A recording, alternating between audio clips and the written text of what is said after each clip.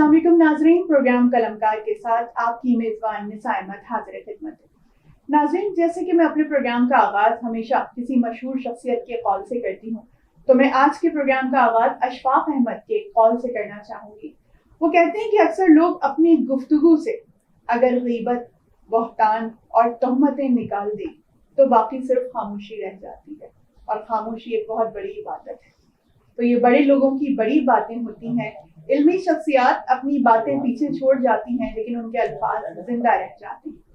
तो आज के इस प्रोग्राम में हमने एक इल्मी शख्सियत को मदऊ किया है, जिनका एजुकेशन से भी एक बहुत ज्यादा गहरा ताल्लुक है। मैं तारुफ करवाना चाहूंगी। हमारे साथ मौजूद हैं जनाब वसीम अहमद साहब। आप एक एजुकेशनिस्ट हैं, इसके अलावा आप आर्टिकल राइटर भी हैं, आप fellow cost and management accountant हैं, MA इकोनॉमिक्स हैं आप। इसके अलावा आप मेंटोर भी हैं। प्रोफेशनली आप फाइनेंस से ताल्लुक रखते हैं, तदरीस से भी आपका बहुत ही ज्यादा गहरा ताल्लुक है। तो मैं अपने मौजूद मेहमान को खुशामदीद कहती हूँ। अस्सलाम वालेकुम सर। जी वालेकुम अस्सलाम। कैसे मिजाज हैं आप? अल्हम्दुलिल्लाह जी, अल्लाह का शुक्र। सबसे पहले तो बेहद शुक्रिया कि आपने वक्त निकाला हमारे आज के प्रोग्राम की रिकॉर्डिंग्स के लिए। Thank you for inviting me. अच्छा सर, शुरू में जैसे कि हम तारुफ करवा रहे थे आपका, तो गुफ्तगू का आगाज करते हैं कि मैंने बताया आप fellow cost and management accountant हैं। अमूमी तौर पे फाइनेंस एक बहुत ही ज्यादा खुश्क फील्ड तस्वर की जाती है, तो ये बजाते खुद आपका अपना फैसला था इस जानिब आना, या पीछे से पेरेंट्स ने आपको फोर्स किया? अच्छा, इसमें ना मेरे पेरेंट्स का था फैसला, और मैं बाय प्रोफेशन डॉक्टर बनना चाह रहा था। अच्छा। लेकिन कुछ हालात ऐसे आ गए कि मैं इसी फील्ड में आ गया। तो उसका आपकी दूसरी बात का जवाब ये है कि ये ना मेरे पेरेंट्स की चॉइस थी ना मेरी चॉइस थी, लेकिन शुरू से ही मुझे मैथमेटिक्स और इस तरह अकाउंट्स वगैरह के सब्जेक्ट्स में बहुत ही ज़्यादा interest, and I used to be the toppers. तो क्लास में मैं टॉप में ही आता था। तो मुझे जब मैंने बीकॉम किया तो मुझे फिर किसी ने कहा कि आप इस फील्ड में आएँ, और कॉस्ट एंड मैनेजमेंट अकाउंटेंसी एक बहुत वाइड स्कोप है।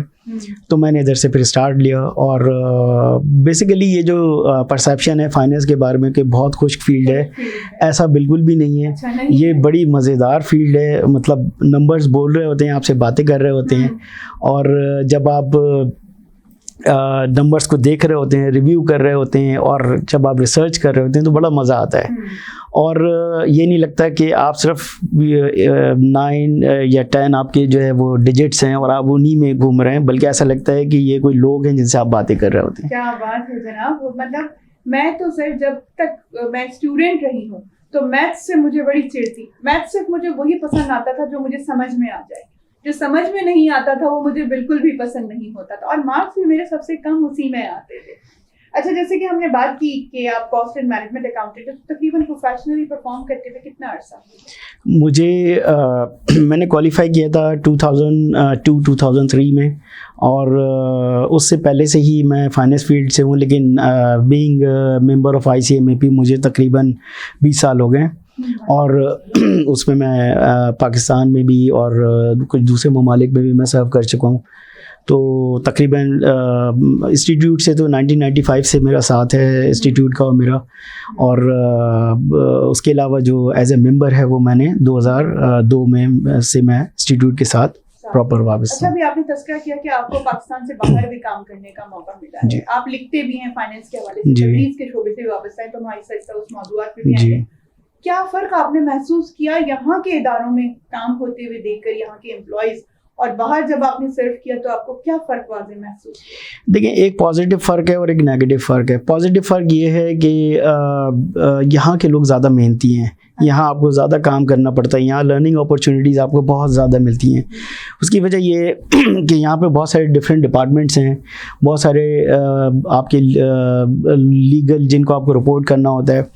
तो आपको पता है कि यहाँ पे हर एक का अलग अलग एक फॉर्मेट होता है, तो हर एक की अलग अलग अकाउंटिंग, हर एक का अलग अलग स्टाइल ऑफ रिपोर्टिंग, तो वहाँ आपकी बड़ी अच्छी लर्निंग हो रही होती है। ऑन दी अदर हैंड बाहर कंट्रीज़ में आप देखें तो वहाँ ऐसा नहीं है। वहाँ जो आपने एक दफ़ा रिकॉर्ड्स प्रोड्यूस कर दिए वही आपने एज इट इज़ सबमिट करा दिए। तो वहाँ पे बेसिकली IFRS ही फॉलो हो रहा होता है, हो तो यहाँ भी यही रहा होता है, लेकिन यहाँ पे IFRS के अलावा आपको बहुत सारे लीगल कंपनी ऑर्डिनेंस और इस तरह के जो आपके लीगल इदारे हैं जी, उसको लुक आफ्टर करना होता है और उसी हिसाब से आपको बुक्स को एडजस्ट करना होता है। बिल्कुल सही कहा। अच्छा, तदरीस से भी आप वाबस्ता हैं, आप अच्छी कराची की नामवर यूनिवर्सिटीज़ में भी पढ़ाते रहे हैं और अभी भी आपका ताल्लुक है।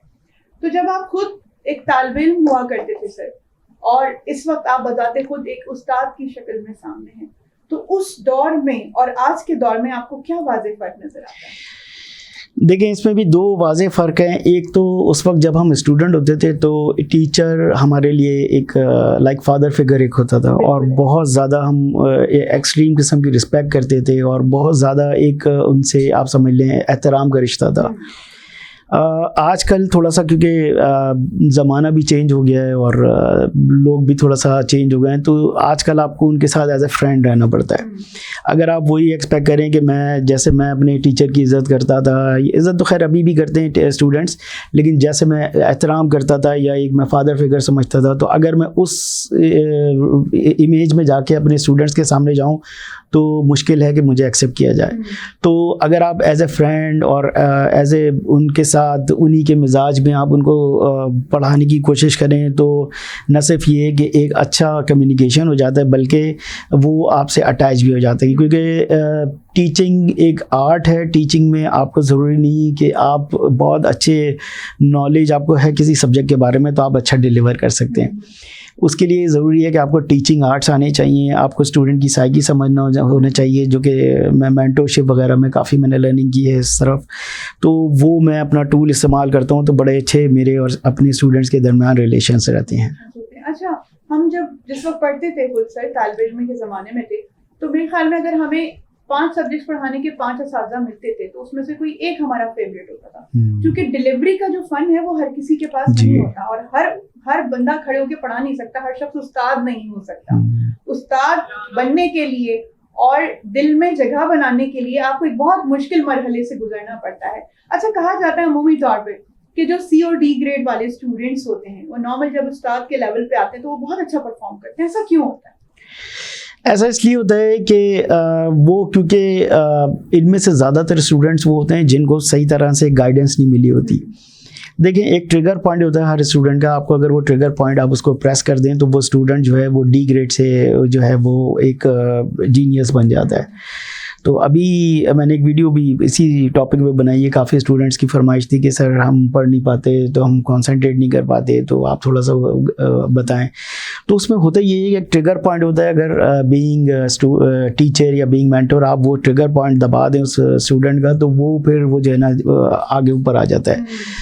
ऑन दी अदर हैंड जब वो टीचिंग उस पर आ रहा होता है तो वो क्योंकि टॉपर्स को पढ़ाना कोई मसला नहीं है, मसला है कि जो नीचे C और D ग्रेड्स वाले हैं, तो वो खुद क्योंकि उस मरहले से गुजर रहा होता है, उसको सारे प्रॉब्लम्स पता होते हैं, तो वो उन प्रॉब्लम को बड़े अच्छे तरीके से एड्रेस करता है, ना कि एक टॉपर्स उसको कर सकता है, क्योंकि वो उस फेज से गुजरा नहीं होता, वो लर्न कर रहा होता है, और जो ऑलरेडी इस प्रोसेस से गुजरा है तो वो ऑलरेडी उसको लर्न करके अपना डिलीवरी पे आ रहा होता है। लैकिंग होती है वो वहाँ पे पूरी। जी जी। अच्छा सर, आपने इकोनॉमिक्स के हवाले से, फाइनेंस के हवाले से आर्टिकल्स लिखे हैं, तो थोड़ा इस बारे में बताइए कि उसमें आपने बेसिकली किस चीज़ों का रिव्यू दिया जो कि पढ़ने वाले को उसमें कुछ मालूमात।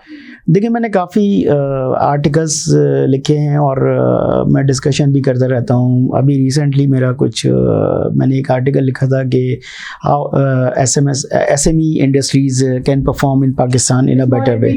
जी, उस पर मैंने एक डिटेल आर्टिकल लिखा था, और इसके अलावा और भी बहुत से पाकिस्तान इकनॉमी पे मैं लिखता रहता हूँ। इसके अलावा मैं जनरल कुछ स्टॉक एक्सचेंज पे मैं डिस्कशन करता रहता हूँ, और इस तरह की चीज़ें मैं टाइम टू टाइम बिजनेसेस आप समझते हैं कि पाकिस्तान में कोई बहुत अहम रोल प्ले कर रही हैं और कुछ सपोर्ट है उन्हें आगे बढ़ाने के लिए? देखें, अगर हम अपनी SME इंडस्ट्री को थोड़ा सा टेक केयर कर लें तो हम बहुत ऊपर आ सकते हैं। अनफॉर्चुनेटली वो सपोर्ट नहीं मिलती, उनको वो फाइनेंसेस नहीं मिलते, वो बेचारे खुद ही थोड़ा बहुत करके वो कर रहे होते हैं। अगर गवर्नमेंट उनको थोड़ा सा सपोर्ट करे, थोड़ा सा टैक्स हॉलीडे उनको दे, और थोड़ा सा उनको फाइनेंसिंग खासतौर पर इन्वेस्टमेंट अपॉर्चुनिटीज़ उनको प्रोवाइड प्रोवाइड करें तो मैं समझता हूँ कि ये SME इंडस्ट्रीज जो है बहुत ऊपर आ सकती हैं। चाइना की आप एग्जांपल ले लें, वहाँ पे ऐसा ही होता है कि वो छोटी छोटी घरों में और छोटी छोटी इंडस्ट्रीज़ में काम कर रहे होते हैं। तो अब काफ़ी पाकिस्तान में रुझान आ गया है कि मेल एंड फीमेल दोनों काम कर रहे हैं। तो फीमेल जो मैंने ऑब्ज़र्व किया है कि वो मेल से ज़्यादा मेहनती और मेल से ज़्यादा परफॉर्म करती है, और they are much more focus than male labour force. तो उनके बेचारियों के प्रॉब्लम ये होते हैं, बच्चे हैं, हस्बैंड है, तो वो उनको घर में अगर आप थोड़ा सा ऐसा एनवायरनमेंट दे दें कि या कोई ऐसी अपॉर्चुनिटी दे दें तो बहुत अच्छा वो परफॉर्म कर सकती हैं। तो हमारी गवर्नमेंट को इस तरह सोचना चाहिए और उसमें करना चाहिए। अखुवत फाउंडेशन एक हमारा इदारा है जो कि SME को प्रमोट करता है, और इस तरह के कई इदारे हैं, और आप देखें कि कितना वो सपोर्ट कर रहे हैं और कितना वो आगे लोगों को लेके जा रहे हैं। तो अगर हम SME को थोड़ा सा वो करें तो हमारा बहुत आगे तक हम जा सकते हैं। अच्छा, अभी यूनिवर्सिटीज़ के हवाले से हम बात कर रहे थे, आप मुख्तलिफ यूनिवर्सिटीज़ से भी कनेक्टेड रहे हैं पढ़ाने के हवाले से, तो ऐसे में आप जिस सिलेबस को फॉलो करते हैं या इस वक्त जो हमारा निज़ाम तालीम है 9-10 में, तो अभी भी वही चल रहा है जो हम और आप भी पढ़ के आए जी।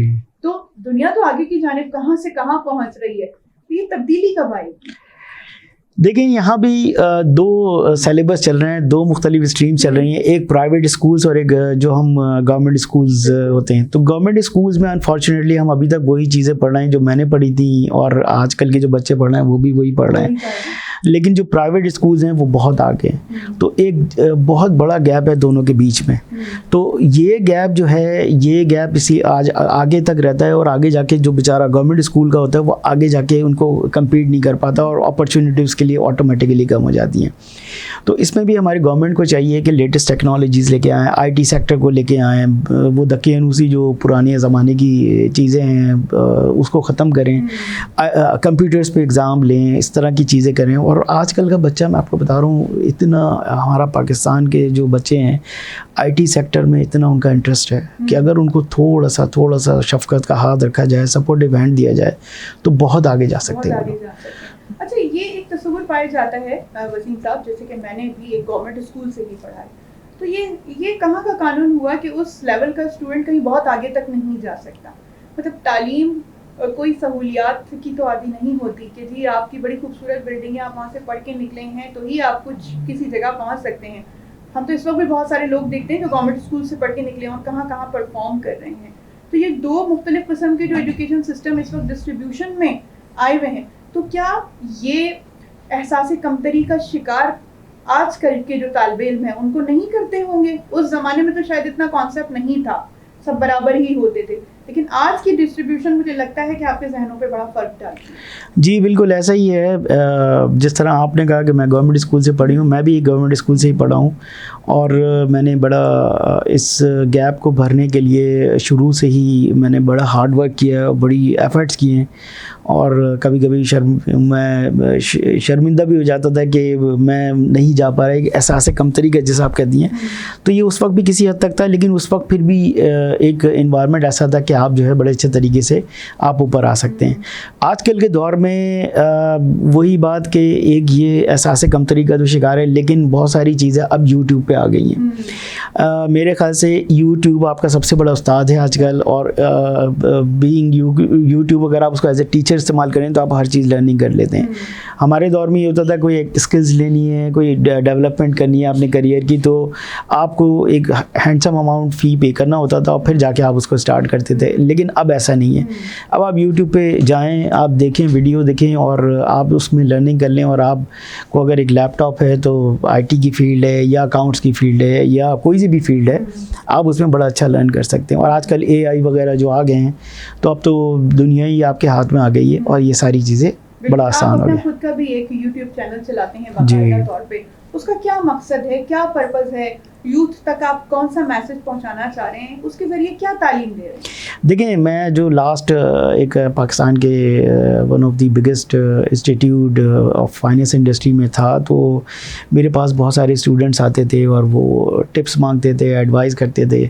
अच्छा, मुझे सबसे अच्छा काम ये लगता है कि किसी को एडवाइस करूं, क्योंकि जिन तकलीफ़ों से और जो गलतियां मैंने की हैं, तो मैं जब अपने किसी भी स्टूडेंट को देख रहा होता हूँ या कोई मुझसे एडवाइस मांग रहा होता है, तो मैं ऐसा लगता है कि मैं वापस उस दौर में चला गया हूँ। तो मैं उसको पूरी वो चीज़ें बता रहा होता हूँ कि वो गलतियाँ ना करो। तो ये काफ़ी हर्डल्स रहते थे। तो उसमें ये होता था स्टूडेंट बेचारे वेट भी कर रहे हैं और कभी इनको नहीं भी बता पाता था बिकॉज ऑफ माय वर्कलोड। तो फिर मैंने यही सोचा, मुझे किसी ने मशवरा दिया कि सर आप यूट्यूब चैनल क्यों ना बना लें। तो मैंने कहा यूट्यूब चैनल तुम एक नई चीज़ थी। तो फिर मैंने कहा अच्छा चलो बनाते हैं। तो वो मैंने बनाया तो वो बड़ा अच्छा रिस्पांस आया। तो अब मैं यही करता हूँ कि वीडियोस डाल देता हूँ उसमें। तो वीडियोस में यही होता है कि स्टूडेंट जो हैं वो उसको बड़े अच्छे तरीके से सुन लेते हैं और उनको जो वो एक हर्डल था कि मेरे पास आए वो करें, तो एक तरह से जो चीज़ मुझे खुशी भी होती है कि मैं वो चीज़ डिलीवर कर रहा हूँ, क्योंकि अल्टीमेटली आपने सोसाइटी को पे बैक करना होता है। तो वो मैं अल्हम्दुलिल्लाह वो मैंने पर्पज़ यही था कि एक चैनल बना के मैं पे बैक करूँ उसको सोसाइटी। बिल्कुल ऐसे ही नॉर्मली हम ये कहते हैं कि हमें मिल क्या रहा है, लेकिन आप अगर सोसाइटी में आपने 30-40 साल गुजार दिए हैं तो इसका मतलब है कि सोसाइटी आपको सर्व कर रही है, फिर रिटर्न का भी आपका एक मामला है, ये बनता है। अच्छा, एक मेंटोर भी हैं आप, टीचर भी हैं। एक तो ये होता है वसीम साहब कि आप काम कर रहे हो, लिख रहे हो कोई चीज़, लिखना और बोलना ये दो अलग अलग चीज़ें हैं। तो जब बात करने वाला, बोलने वाला अपनी बात स्टार्ट करता है, आप इसको कितना बड़ा फ़न समझते हैं? देखिए ये अल्लाह ताला की ब्लेसिंग्स होती हैं और अल्लाह ताला की ब्लेसिंग्स ये होती हैं कि आपका इंटरेस्ट हो बोलने का, लेकिन उसके बाद आपकी ट्रेनिंग्स होती हैं, बहुत सारे इसमें आपको एक्सपर्टीज़ लेनी होती हैं, आपको बहुत सारी जगहों पे आपको जाना पड़ता है, प्रैक्टिस सेशन करने होते हैं। क्योंकि जब आप स्टेज पे खड़े होते हैं और जब आप बोलना शुरू करते हैं तो लिटरली आपकी हलक की आवाज़ बंद हो जाती है, आपकी टांगें कांपने लगती हैं और आप जो है बड़ा एक नर्वस फील करते हैं। तो वो फेयर जो है सबसे पहले तो उसको ख़त्म करना होता है। फिर दूसरा ये कि आपको ऑडियंस को जज करना होता है कि ऑडियंस कैसी है, ऑडियंस की एज ग्रुप क्या है और ऑडियंस जो है वो क्या सुनना चाह रही है। अगर आप वो चीज़ बोलेंगे जो वो सुनना नहीं चाह रहे तो 2 मिनट में वो आपको उठा के बाहर कर देंगे। तो बोलना एक बहुत डिफरेंस है लिखने से, क्योंकि लिखने में तो ये है कि आप अपने हिसाब से एक लिख रहे होते हैं और आप और आपका कलम ये दो जो है आपके साथी होते हैं, आपका सोच और आपका कलम, और आप उसको डिलीवर कर रहे होते हैं। लेकिन जब आप एज ए मेंटोर या आपको ये स्पीच या कोई इस तरह वो कर रहे होते हैं तो आपको अपने पांचों हवा से खमसा और बाकी जो ऑडियंस है आपको एक एक चीज़ को जज करके, और आपका फ्लो इस तरह जा रहा है, आपकी वॉइस, आपका जो है टोन किस तरह आप उसको कर रहे हैं, बॉडी लैंग्वेज, ये सारी चीज़ें बहुत काउंट करती हैं। अच्छा, जैसे कि प्रोग्राम के आगाज़ में बताया कि आप आर्टिकल्स भी लिखते हैं, आर्टिकल राइटर हैं, तो बाकायदा फाइनेंस की फील्ड से आपका ताल्लुक है। तो मैं ये जानना चाहती हूँ आपसे कि इस वक्त पाकिस्तान एक मौशी बहरान से भी गुजर रहा है, तो यकीनी तौर पे आप कुछ ना कुछ उस हवाले से भी लिखते रहते होंगे। तो क्या इक़दामात करने चाहिए, किन इक़दामात की तरफ जाना चाहिए? आप एज अ राइटर, एक कॉलम निगार की हैसियत से आप क्या समझते हैं? अच्छा वसीम साहब, अभी हमारा एक वक्फे का वक्त है तो मैं इस सवाल को यहीं से जोड़ूंगी दोबारा से। तो नाज़रीन, आपने कहीं भी नहीं जाना है, अभी हम वापस आते हैं एक छोटे से ब्रेक के बाद।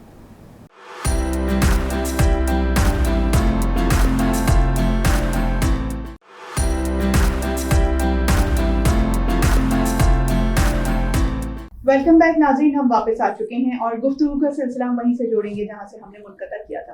तो वसीम साहब, हम बात कर रहे थे ब्रेक से पहले कि बाकायदा फाइनेंस की फील्ड से आपका ताल्लुक है और इस वक्त जो माशी सूरत हाल जा रही है, आप फाइनेंस के ऊपर लिखते हैं, इकोनॉमी के ऊपर लिखते हैं। तो आप क्या समझते हैं कि कोई ऐसा कॉलम आपने लिखना है कि जिसमें आपको मशवरे देने हैं कि इस सूरत हाल से हमने कैसे बाहर निकलना है, तो आप क्या समझते हैं कि हमें क्या इक़दाम करने चाहिए? आपने तो ऐसे तारों को छेड़ दिया कि अगर मैं इस पे डिस्कशन करना शुरू करूं तो आपका प्रोग्राम का टाइम ख़त्म हो जाएगा, क्योंकि पाकिस्तान की मईशत का वही हाल है। वो कहते हैं ना कि ऊँट रे ऊँट तेरी कौन सी कलसी थी। तो बहुत ज़्यादा प्रॉब्लम है। चलें जल्दी से एक कूज़े में समेटने की कोशिश करता हूँ। देखिए, हमारे सबसे बड़े प्रॉब्लम है कि हमारी आमदनी कम है और हमारे ख़र्चे ज़्यादा हैं।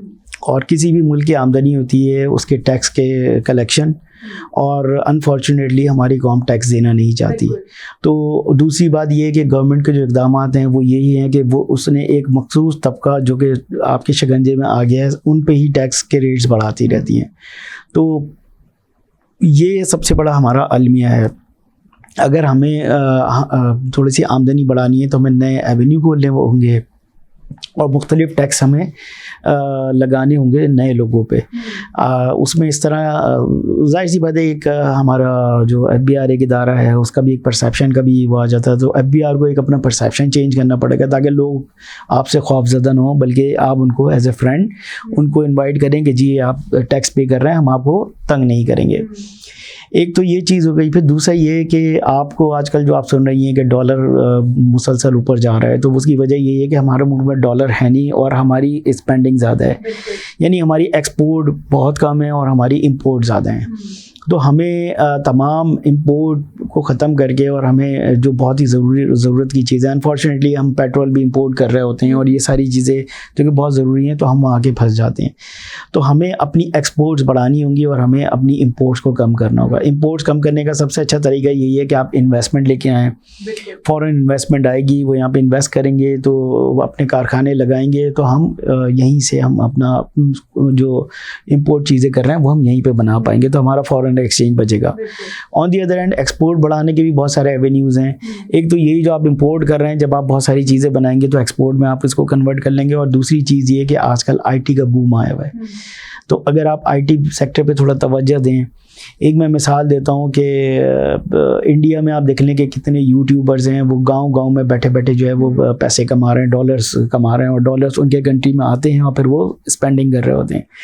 हमारे यहाँ बेचारे वो मोबाइल से और एक छोटे से उससे वो कोशिशें कर रहे होते हैं, ना कोई गाइडेंस, ना कोई सपोर्ट। आप देखें यहाँ पे सब यूट्यूब मोनेटाइज है और फेसबुक अभी थोड़ा बहुत हुआ है ना, और सोशल मीडिया जो के हैं वो बिल्कुल अभी मोनेटाइज नहीं है, तो गवर्नमेंट उसमें कोई काम नहीं कर रही। वहाँ पे हर चीज़ मोनेटाइज है, तो अगर आपने एक वीडियो बनाई तो आप वो 10 प्लेटफॉर्म पर रख दें तो आपका वो पैसे जनरेट करने का वो ज़रिया बन जाएगा। और वो जो बच्चे या वो लोग जो बेचारे घर में बैठे हुए, तो वो उनको भी आमदनी मिलेगी और पाकिस्तान का जो है डॉलर्स भी आएंगे। तो एक तो ये चीज़ हो गई। फिर इसके अलावा आप जो है, जैसे मैंने शुरू में बताया कि SME इंडस्ट्रीज़ को थोड़ा प्रमोट करें, उनको आप इस तरह सपोर्ट करें कि वो भी एक्सपोर्ट करें चीज़ें, तो वहाँ से आपके जो है वो डॉलर आएंगे। फिर एक चीज़ जो हमारा, क्योंकि मैं बाहर भी रहा हूँ, तो पाकिस्तानी का प्रॉब्लम ये होता है कि बड़े हार्ड वर्किंग होते हैं। शायद दुनिया में शायद मैं कहूँगा कि सबसे टैलेंटेड और सबसे हार्ड वर्क कौम है। लेकिन मसला ये होता है कि जब वो बेचारे वहाँ जाते हैं, तो क्योंकि उन्होंने पाकिस्तान के अलावा कुछ देखा नहीं होता, तो वो उसी हिसाब से डिलीवर कर रहे होते हैं। जबकि इंटरनेशनल मार्केट एक दूसरी मार्केट है। आपको वहाँ पे लैंग्वेज भी आनी चाहिए, आपको वहाँ पे एक काम करने का तरीका आना चाहिए।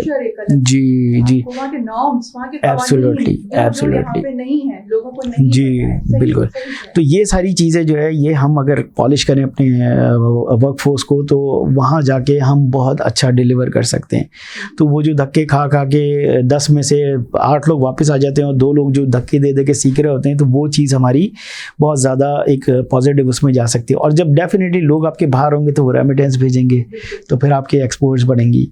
तो अल्टीमेटली ये सारा कुछ छोटे छोटे इकदाम अगर हम इमीडिएटली कर लें, तो हमारा जो है मुल्क बड़े आराम से इन मसाइल से निकल सकता है। और सबसे बड़ी चीज़ करप्शन को अगर हम इग्नोर कर दें और हमारे जो महकमे हैं वहाँ से अगर हम करप्शन को ख़त्म कर दें, तो हम बहुत ऊपर आ सकते हैं। क्योंकि हमारी ज़्यादातर जो आमदनी जो आ रही होती है वो करप्शन में हमारी चली जाती है। बिल्कुल सही कहा। अच्छा, आपकी जो बात को अगर मैं एक लमसम उसमें बयान करूं, तो एक्सपोर्ट और इंपोर्ट में बैलेंस होना चाहिए, तवाज़ुन होना चाहिए, और ज़रिए मुबादला आपके पास इतना होना चाहिए, क्योंकि जो कौमों की तरक्की है वो इन्हीं 2-3 मोटी चीज़ों के ऊपर डिपेंड करती है। अच्छा, एक दिलचस्प बात आपकी प्रोफाइल में मुझे पढ़ने को मिली वसीम साहब, कि आपने कहा कि दीगर किताबों के साथ आपका खुसूसी तौर पर कुरान का मुताला बहुत वसी है और आप बड़ी दिलचस्पी के साथ उसका मुताला करते हैं। तो ये तो हकीकत है, कुरान तो राह हिदायत है। तो क्या सीखने को मिला? आप क्या समझते हैं कि कुरान दुनिया में लोगों से अलग अलग क्या इरशाद कर रहा है, क्या डायरेक्टली हम कलाम कर रहा है? देखिए, कुरान तो एक ऐसी चीज़ है कि आपका कोई भी रिलीजन हो, अल्लाह ताला ने पूरी इंसानियत के लिए एक किताब भेज दी है, जो कि हमारे प्यारे नबी सल्लल्लाहु अलैहि वसल्लम पे नाजिल हुई। हमारे लिए तो उसकी बहुत ही ज़्यादा वैल्यू है। लेकिन आप अगर दूसरे कंट्रीज़ देख लें, जो भी डेवलप कंट्रीज़ हैं, तो उसमें ज़्यादातर जो चीज़ें हैं वो उसको अडॉप्ट करके और आज ग्रो कर रहे हैं। कुरान का मेरी ज़िंदगी में तो बहुत ही पॉजिटिव असर आया है। पहले मैं भी दूर था काफ़ी इससे, फिर अल्लाह ने मुझे एक हिदायत दी, तो मैंने उसको समझा, तफसीर और ये सारी चीज़ें मैंने समझी। तो उसमें जो मुझे 2-3 अहम पहलू मुझे नज़र आए जिससे मेरी पर्सनालिटी बड़ी इम्प्रूव हुई है। सबसे पहला तो पहलू ये था कि मेरे अंदर एक पेशेंस, एक सब्र, एक ठहराव आया मेरी पर्सनालिटी में। और मुझे ये लगा कि जिस डायरेक्शन में मैं जा रहा हूँ इतना एग्रेसिवली हर चीज़ वही नहीं है, और भी बहुत सारी चीज़ें हैं। देखिए लाइफ का जो बैलेंस है, आपका लाइफ का बैलेंस, ज़िंदगी में 4 पिलर्स होते हैं जिनको आपको बैलेंस करना होता है। एक आपका रिश्तेदार, एक आपकी प्रोफेशनल लाइफ, एक आपकी जो है वो दोस्त वगैरह और ये सारे जो होते हैं, और ये तो सोशल उसमें आ गया। तीसरा आपकी जो है वो आपको फिज़िकली एक्टिव रहना पड़ता है, और ये 3-4 पहलू आपके होते हैं जिनको आपको बैलेंस रखना होता है। और ये चीज़ मुझे कुरान में ही मिली। मैंने वहाँ देखा कि आप वहाँ पे हुकूकुल इबाद में आपने अपने घर वालों के साथ अच्छा सलूक करना है। माँ बाप की जिस तरह वो चीज़ें बताई गई हैं, तो आप माँ बाप की रिस्पेक्ट कर रहे हैं। आप यकीन करेंगे जब मैं परेशान होता हूँ तो मैं अम्मी के पास जाता हूँ और अम्मी से मैं बातें करता हूँ तो मैं बहुत पॉजिटिव फील करता हूँ जी। तो एक अल्लाह ताला ने ये रखी हुई चीज़। मैं अपनी बेटियों से बात करता हूँ तो बड़ा अच्छा फील करता हूँ। वाइफ से मैं डिस्कस करता हूँ तो बहुत अच्छे मशवरे मिल जाते हैं। तो कुरान में ये सारी चीज़ें बताई गई हैं। अनफॉर्चुनेटली हम उसको देख नहीं रहे होते। फिर आपको बताया गया है बहुत सारी चीज़ों का कि आपने जो है वो ईमानदारी से काम करना है। अगर आप किसी के लिए कर रहे हैं, आपको उजरत मिल रही है, तो वो भी आपका एक फैक्टर आ जाता है वहाँ पे। फिर अपनी सेहत का ख्याल रखना, अपने और चीज़ों का ख्याल रखना, अपने अहबाब जो आपके दोस्त हैं उनका ख्याल रखना, उनको अच्छी राय देना, गलत बात कर रहे हैं तो उनको रोकना। तो जिसको हम अपनी ज़बान में मुस्लिम्स गुनाह कहते हैं। तो बेसिकली गलत बात ये, अगर आप गुनाह की डेफिनेशन देखें तो वो ऐसी चीज़ है जिसका अल्टीमेटली आपको लॉस होता है। तो कुरान से तो मेरी एक ऐसी अल्हम्दुलिल्लाह इतनी पॉजिटिव मुझे एनर्जी मिलती है। जब भी मैं थोड़ा सा इधर उधर होता हूँ तो मैं फ़ौरन कोई आयत अल्लाह ताला मेरे सामने ऐसे ही नाजिल फरमा देते हैं और मैं जैसे पेज खोला तो मुझे वहाँ सलूशन मिल जाता है। अच्छा, कितनी अजीब बात है वसीम साहब कि हम दुनियावी इल्म हासिल करने के लिए तो बाकायदा तौर पे किताब का सहारा लेते हैं 16 साल, 18 साल, 20 साल, लेकिन जब हम दीन की तरफ बात करते हैं तो हम वो किताब राह हिदायत के तौर पे नहीं ले रहे होते। वो उसी वक्त ले रहे होते हैं जब हम किसी परेशानी में फंसे होते हैं। जब दुनिया में हमारे पास कोई सोल्यूशन नहीं रहता, देन फिर हम उसकी तरफ आखिर में जो है वो जा रहे होते हैं। तो किताब की तो अहमियत अल्लाह की भी नज़र में है और दुनियावी एतबार से भी। आप क्या समझते हैं कि किताब इंसान की कितनी बेहतरीन दोस्त है? किताब बहुत अच्छी दोस्त होती है। किताब से आप बहुत सारी चीज़ें लर्न करते हैं, आप अपनी पर्सनालिटी इम्प्रूव करते हैं। किताब की वजह से आप अपनी कम्युनिकेशन इम्प्रूव करते हैं, आप अपनी ज़बान जो भी आप उसमें पढ़ रहे हैं वो आप में बेहतरी आती है। एक ठहराव आता है आपके अंदर, आप मुख्तलिफ़ चीज़ें डिलीवर कर रहे होते हैं जो आप सीख रहे होते हैं, सीखने का एक उसमें फ़न आ रहा होता है। और एक जो किताब कहते हैं ना आपकी बेहतरीन दोस्त है, तो किताबों की वजह से ही इंसान जो है वो बहुत आगे जाता है और अपनी पर्सनालिटी को इम्प्रूव करता है। और ये किताबें ही हैं जिसकी वजह से आप एक सही डायरेक्शन में और एक अच्छी आपकी जो है तरबियत, जिसे मैं कहूँगा एक माहौल, क्योंकि माहौल ये होता है कि जैसे आप सोच रहे होते हैं और किताब में आप जब आप पढ़ रहे होते हैं तो एक माहौल में आप खो जाते हैं उसमें। तो अच्छी किताब एक अच्छे माहौल में ले जाती है। जैसे एक नावल आप पढ़ रहे हैं तो एक अच्छे माहौल में आप चले गए तो आपका जहन उधर ही चला गया। तो किताब मेरे हिसाब से तो एक बहुत अच्छी दोस्त है और सबको उसको पढ़ना चाहिए। बिल्कुल। अच्छा, आप बाकायदा तौर पर एक प्रोफेशनल इंस्टीट्यूट से आपने क्वालिफाई किया और परफॉर्म भी आप करें। पाकिस्तान में आज से 20 साल पहले तक की जो एजुकेशन का कॉन्सेप्ट था वो थ्योरेटिकल क्वालिफिकेशन के ऊपर ज़्यादा था। क्या समझते हैं आपके प्रैक्टिकल एंड थ्योरेटिकल क्वालिफिकेशन में इस वक्त क्या फ़र्क है और स्टूडेंट्स को कौन सी फील्ड ज़्यादा बेहतर तौर पे चूज़ करनी चाहिए? देखिए अब तो जो ज़माना आगे आ रहा है तो ये थ्योरेटिकल चीज़ें तो ऑलमोस्ट ख़त्म ही हो जाएंगी, क्योंकि हर चीज़ आपकी ये जो आर्टिफिशियल इंटेलिजेंस सिस्टम आजकल आ गए हैं वहाँ से आपको हर चीज़ का जवाब मिल जाता है। जस्ट टाइप अ क्वेश्चन और आपको जवाब मिल जाता है। और ये अभी बिल्कुल स्टार्ट है, तो अभी ये हाल है, तो आगे जाके तो इसमें कितनी जिद्दत आएगी। तो कंसिडरिंग दिस स्टूडेंट्स को एक स्टेज के बाद जो है वो प्रैक्टिकल लाइफ में आ जाना चाहिए, क्योंकि अगर वो किताब में ही घुसे रहेंगे या थ्योरेटिकल उसमें घुसे रहेंगे तो उनको प्रैक्टिकल नॉलेज नहीं होगी। और ख़ास तौर पे कुछ फील्ड्स ऐसी होती हैं जिसमें आप प्रैक्टिकल उसके किए बगैर आप रह नहीं सकते हैं। तो आपको अल्टीमेटली आपको इधर आना पड़ता है। तो एक स्टेज के बाद आप या तो इंटर्नशिप पे आ जाएं या आप थोड़ा सा कहीं पे फ्री ऑफ कॉस्ट अगर आपको कोई ट्रेनिंग मिल रही है वो कर लें या किसी के साथ इंगेज हो जाएं, तो आप थोड़ा थोड़ा प्रैक्टिकल टच भी लें। इससे सबसे बड़ा फ़ायदा ये होता है कि जो आप किताबों में या आप अपने थ्योरेटिकल चीज़ों में पढ़ रहे होते हैं उसका रिटर्न जो भी आपको जो भी एक्चुअली इम्प्लीमेंटेशन हो रही होती है वो प्रैक्टिकल उसमें हो रही होती है। तो आप वहाँ पे जाके बड़ा अच्छा आपकी लर्निंग होती है, प्रैक्टिकल भी और जो आपकी थ्योरेटिकल भी है। तो ऐसा नहीं कि आप बिल्कुल थ्योरी पे आ जाएँ या ऐसा भी नहीं है कि बिल्कुल प्रैक्टिकल पे जाएँ, आपको दोनों को साथ साथ चलाना पड़ेगा। और अगर आप दोनों में बैलेंस के साथ चला सकते हैं तो आपकी लर्निंग एक अमेजिंग होगी। बिल्कुल सही है। सोशल मीडिया का दौर है, अक्सर बेशतर मैं प्रोग्राम में बात करती हूँ। पहले हम किताब को हाथ में लेके पढ़ते थे, आर्टिकल्स हो गए, अखबारात हो गए, अब तो सब आप सोशल मीडिया के ऊपर पढ़ें, आपको पूरे पूरे अखबारात वहाँ मिल जाएंगे, किताबें वहाँ मिल जाएंगी। क्या समझते हैं कि जो आने वाली नस्ल है या जो इस वक्त है, पीछे से भी जो 25-30 साल की जो जनरेशन है वो इस तरफ जा रही है, तो इसका मस्बत पहलू वो साथ लिए हुए है या ये नॉर्मली आप देखते हैं कि मनफी पहलू के साथ इसको इस्तेमाल किया जाए? लेकिन दोनों हैं इसमें, मनफी और मुस्बत भी। ये तो हर चीज़ का एक मनफी पहलू भी होता है और मुस्बत पहलू भी होता है। अब ये सामने वाले पे डिपेंड करता है कि इसको किस तरह लेता है। लेकिन मेरे ख्याल से अब काफ़ी मुस्बत पहलू की तरफ लोग आते जा रहे हैं। और जैसा मैंने कहा कि पहले हमारे ज़माने में कोई चीज़ होती थी तो किताब भी ख़रीदने के लिए पैसे चाहिए होते थे।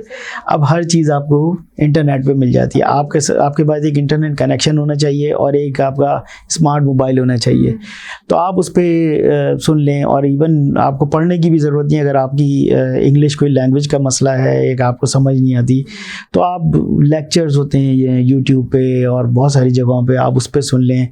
तो मेरे हिसाब से आजकल का जो ये सोशल मीडिया का दौर है, इसको अगर आप पॉजिटिवली लें तो आपके लिए बड़ी अच्छी अपॉर्चुनिटी है। हम जिंदगी में इस लेवल तक जब पहुंचते हैं वसीम साहब, तो माँ बाप का तो साथ होता ही होता है, लेकिन बहुत अहम किरदार हमारे असातिज़ा का होता है।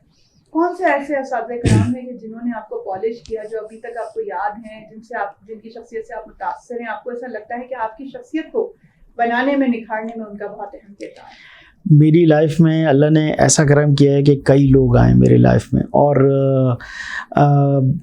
मुख्तलिफ स्टेजेस पे मुख्तलिफ लोगों ने बहुत रहनुमाई की। यानी जब मुझे कोई गाइड करने वाला नहीं था, कोई नहीं था, तो बहुत अच्छा लोगों ने गाइड किया है।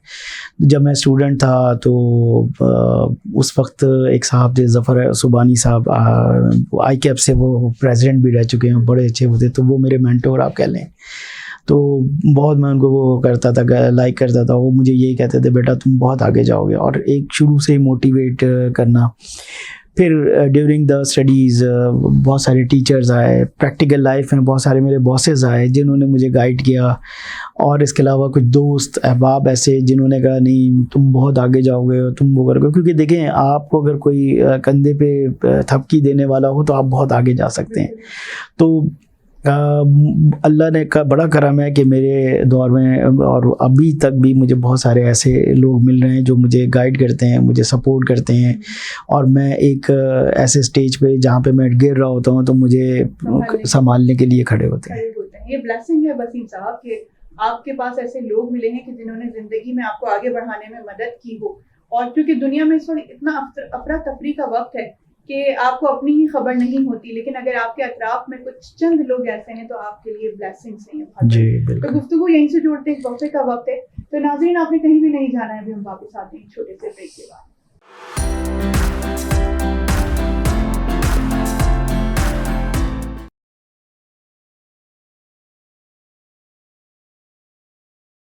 वेलकम बैक नाज़रीन, हम वापस आ चुके हैं और गुफ्तगू वहीं से हम जोड़ेंगे जहाँ से हमने सिलसिला मुनक़ता किया था। तो वसीम साहब, बहुत अच्छी गुफ्तगू जारी है आपके साथ तालीम के हवाले से और मौशी थोड़े मसाइल के हवाले से। किताब पे भी आपसे हमने बात की। मैं ये जानना चाहूँगी कि तकरीबन आपका 27 ईयर्स का एक्सपीरियंस है काम का, प्रोफेशनली आप फाइनेंस की प्योरली फील्ड से ताल्लुक़ रखते हैं। इस पूरे दौर में क्या सीखा, क्या डिलीवर किया, थोड़ा इस पर रोशनी डालिए। इस फील्ड में मैंने बहुत ज़्यादा चीज़ें सीखी हैं, और मेरा शुरू से जो रहा है वो जो एक मेरा मिजाज भी है कि मैं वो कहते हैं ना कि आप सारी चीज़ें सीख लें। और हर फील्ड में, क्योंकि फाइनेंस की इतनी बड़ी फील्ड है कि उसमें मुख्तलिफ स्पेशलिटीज़ होती हैं और उसमें बहुत सारे एरियाज़ होते हैं। तो अल्हम्दुलिल्लाह मैंने हर एरिया में तकरीबन काम किया हुआ है, चाहे वो सर्विस सेक्टर हो, चाहे वो इन्वेस्टमेंट बैंकिंग हो, चाहे वो NPO हो, चाहे वो एजुकेशन हो, चाहे वो मैन्युफैक्चरिंग हो, चाहे वो एविएशन इंडस्ट्री हो। तो मैंने अल्हम्दुलिल्लाह काफ़ी जगहों पे मैंने वो किया हुआ है और हर जगह मुझे कुछ ना कुछ लर्निंग मिली। सबसे पहले तो जो मैंने तालीम में सीखा उसको, क्योंकि मैं काफ़ी छोटा था जब से ही मैं जॉब कर रहा हूँ, तो इसीलिए मेरा इतना बड़ा एक्सपीरियंस भी ज़्यादा इस एज में आ गया है। इतना मैं ज़्यादा एज नहीं है मेरी तो आपने एक्सपीरियंस लिखा तो अंदाज़ा ही हो रहा था शायद आप बचपन से ही काम करें। जी ऐसा ही है। तो क्योंकि तालीम को सपोर्ट करना और वो सब करना, तो वो मैं जॉब करके ही मैनेज करता था, तो वो एक मेरे लिए एडवांटेज भी हुआ। और जब आप बिल्कुल यंग होते हैं, अपने टीन एज में होते हैं ख़ास तौर पर, तो आपके अंदर एक्स्ट्रा एनर्जीज़ होती हैं और आपकी लर्निंग एबिलिटीज़ बहुत ज़्यादा होती हैं।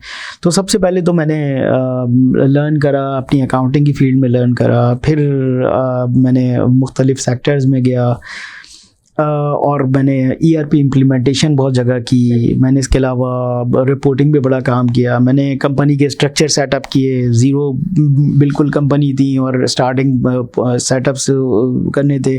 मैंने उन कंपनीज़ को खड़ा किया, बहुत बड़े बड़े नाम है मेरे करियर में। फिर उसके अलावा आजकल जो थोड़ा सा मेरा डेवलपमेंट हो रही है वो अपनी फील्ड को IT से रिलेट करने की, क्योंकि फ्यूचर में आपको IT का जो है वो गुरु होना पड़ेगा। जी, तो वही मैं थोड़ा सा आजकल उस पर काफ़ी काम भी कर रहा हूँ और मुख्तलिफ सेमिनार्स, मुख्तलिफ जहाँ भी कोर्सेज होते हैं, अपनी लर्निंग मैंने अभी ख़त्म नहीं की और ये सारी चीज़ें मैं कर रहा होता हूँ।